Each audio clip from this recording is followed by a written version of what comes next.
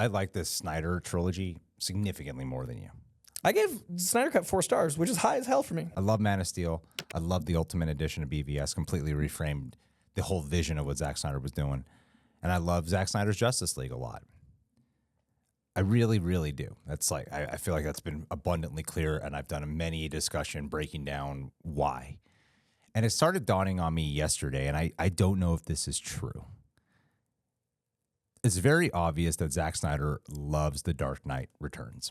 Loves. And he loves Batman. It seemed like he was way more interested in Batman than Superman. And part of the lens that I feel like he captured Superman in was the lens in which Batman views Superman from that comic, Dark Knight Returns. And a lot of that interpretation of how to move forward with Superman, even starting with Man of Steel, kind of seems framed within that lens. And to call it Zack Snyder's Justice League feels very apt because it's very much Zack Snyder's interpretation of it, and I like Zack Snyder's interpretation of it, but that doesn't mean he owns these characters.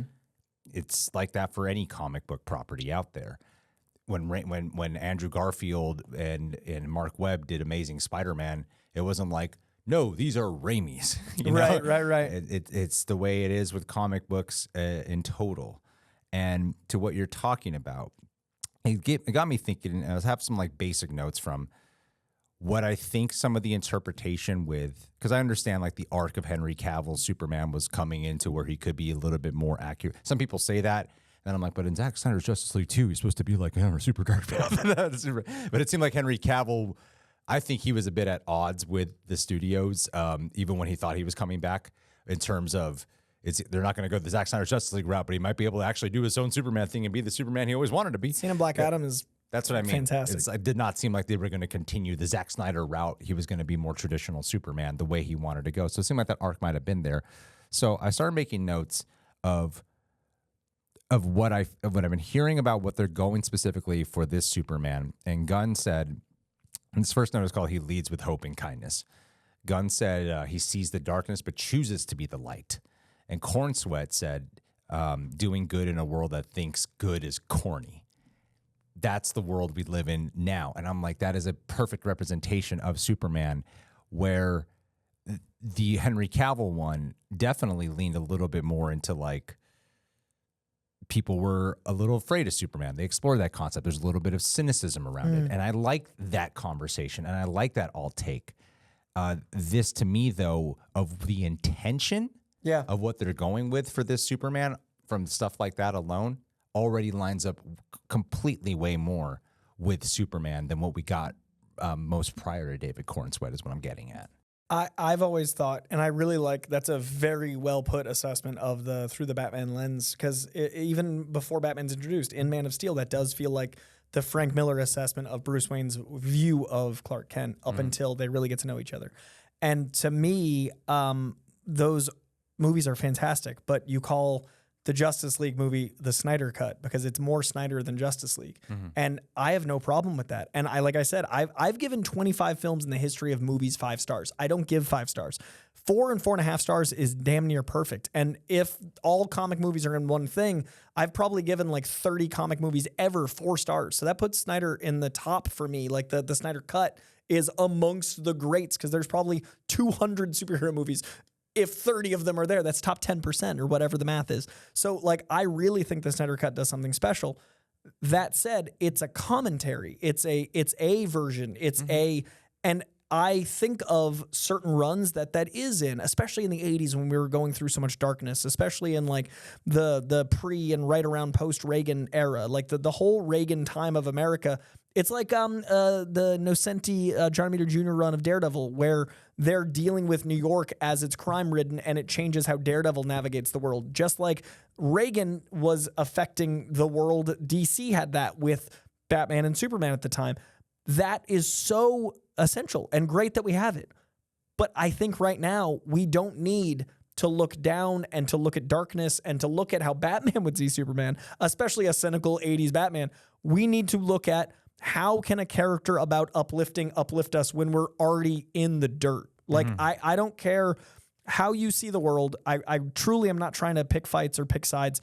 I'm just aware that I don't know of anyone that's like, things are good. I don't feel like a lot of us are feeling that. No matter what, we're either mad at something we feel like someone else did to us, we're mad at the situation we've been handed. Like, there's an anger, no matter where you align, that I think we all need to be lifted up out of something. So now's the time for the 40s, 50s, 70s, all-star 2000s Superman. I don't think in 20 years, maybe things are better and then we go back to this other take. But I would love to see some of the being good is corny right now, and that is so unfortunate.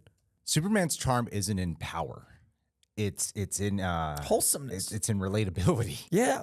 And I think seeing that struggle, that pain at the beginning of that trailer, like it doesn't surprise me that the first trailer leads with that, and the second trailer, the sneak peek, is an expansion on that. That is a relatability.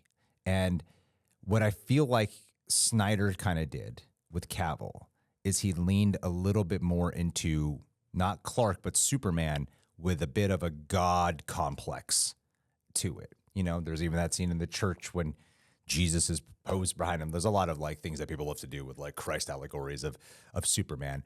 Whereas I feel like when you're looking at that Superman in pain in the beginning, it's an indication that it's not Superman who's going to be central. It's Clark Kent. Clark Kent is actually going to be a central piece that's going to deal with his real identity and explore him as a reporter. You have the scenes with Jonathan Kent, explore him as a son, explore him as a boyfriend, explore him as a friend. Watch him walk amongst us, not above us, is where I think they're going. With the knowledge that he can walk above us, but chooses not to. Because that's a real leader. And that's and that's what the character I want to see do. And I think that he has reverence for Lois Lane. Like he's in awe of his wife. He's in awe of her as a reporter, as a woman, as a leader. I'm so not ready for the commentary of, oh, look, this man reveres a woman, emasculating. Like, that's insane. That's why there's so many sad men out there. Like, that's going to be really hard to navigate. And, like, because I do think Clark is going to be a key focal point, and I do think Clark deservedly worships Lois. And again, I haven't seen the film, but you cast a strong Lois Lane because you have a strong character in Lois Lane. And Rachel Brosnahan is a force of nature who studied journalists to get into the mindset of the character. Journalists are strong people. They have to endure the world and get to the truth of things by their nature. And Lois is a Pulitzer Prize winning one of those. So I think Lois is going to be an incredible anchor for Clark and an incredible strength for Clark. But I also think that that's going to be another thing that makes it feel so different from other interpretations. We haven't seen him with, Lois in that way on the show we have, that incredible show. I haven't seen any full length. I've seen like clips, and I love their relationship, the Tyler Hoechlin show. But like in the movies, I think it's going to be a huge centerpiece. And I don't think that's been the case for a while. It's undoubtedly. And I think a lot of this is not solely from trailer interpretation.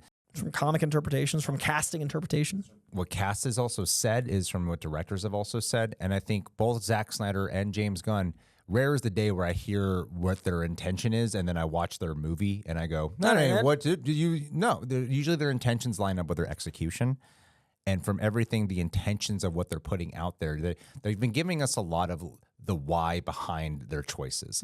They're breaking down the philosophies a lot, and that's what they're putting out to the public. So that's what's making me trust, at least this is what this version is going with. So this is not solely from trailer footage. This is a lot of it is from what they've also been saying. And the other aspect that I think is very prevalent in this trailer, Cavill's Superman feels very detached a lot of the time. I don't think there's any argument there.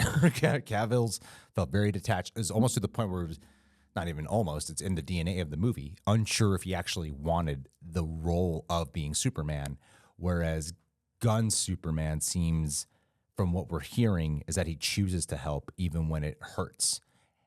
That is true inspiration to me. That clip that everyone is dogging on, it shows a guy who is not emotionless. It shows a guy who's emotionally vulnerable. And that is the way you can get to putting even more stakes at Superman beyond physical things. That's like, oh my God, is kryptonite in his DNA? Does he have radiation stuff? Emotional vulnerability is a way you can actually get to Superman, and it makes him relatable too.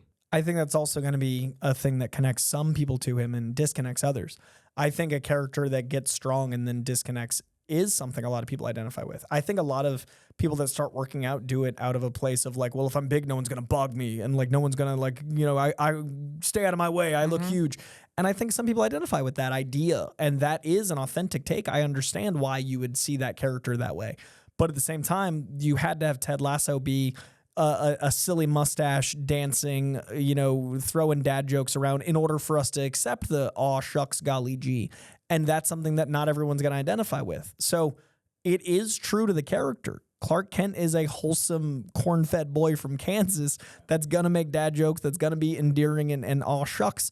But I think it's going to be hard for people that see him as someone who is a behemoth monster of a man built and detaches because he's trying to navigate world and have an existential crisis. I think these are two different crises. And I think it's okay if you identify with the other one. But what isn't okay is being mad at people that want the new one. No, because this to me is, when you're seeing Fortress of Solitude, you're seeing Krypto, it's not something of embarrassment. It's not something of parody. Joy. It's joy. Exactly what I was going to say. It's comic book joy. It's celebration. And I am annoyed that when I hear about it, it's like you hear in passing, you don't hear much of the detail. At least, I don't know, maybe it's my algorithm, but I don't really search for the hate. I don't. I feel like it's being fed to me when I'm not even searching for it. I don't search for the hate. And then I see it becoming the dominating conversation, and I'm like, well, I want to be here to give some like specifics. That's what I wanted to do here. To the details of like to defend with the journey too, because hope is about something ahead of you. Hope is about looking forward to something and praying that it turns out all right in the end. And this lead up to it is being clouded with so much of the opposite. And I'm like, no, man, if you're a real Superman fan, this isn't how it goes. Yeah. And a real Superman fan wouldn't be like angry at anyone. No. Like by definition, like just liking Superman means you're not trolling. Because what? Yeah. I don't know. I don't think you can show Superman strength if he never struggles. Some people feel like he's going to do Guardians again, but with like a cape. I don't worry about that personally. To me, it's Superman with his soul back. Yeah. And I love that you like those movies enough that you're giving both perspectives their time. And I hope people hear how much I enjoy the Snyder Cut and Man of Steel. I didn't connect as much with BVS, but how much I appreciate those films for the commentary they are. And like you can check my letterboxd like from years ago. I rated them then. I've been public about my opinion of them. But because I'm more excited for this, that has become me hating them. And that's exhausting. Like the fact that, I never want any fandom, any passionate group of people that loves art, I want them to have their art. The thing I kept saying about the Snyder Cut for years was that my biggest concern was that it would come out and the people that had dreamed of things couldn't have their dreams actualized because it wasn't possible on screen.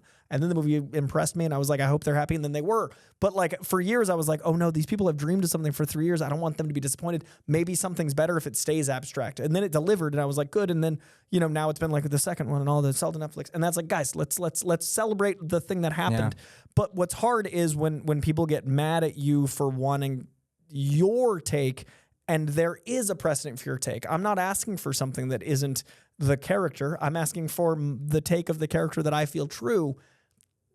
Don't be angry. One, that's not very Superman-like of you, but two, because you did get that version and rewatch it, celebrate it, live it. What's wrong with that?